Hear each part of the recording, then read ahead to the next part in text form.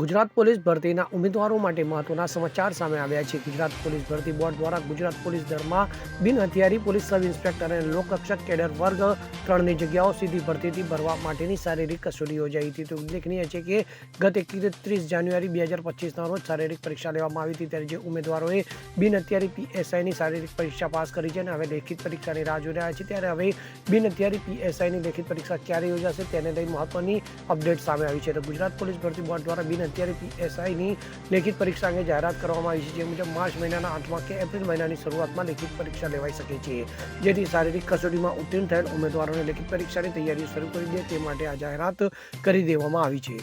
Bureau report CN24 news. હવે જુઓ દેશ દુનિયાની તમામ ખબરો તમારી આંગળીના ટેરવે. ઉઠાવો મોબાઈલ અને Google Play Store પરથી ડાઉનલોડ કરો અમારી CN24 ન્યૂઝ મોબાઈલ એપ.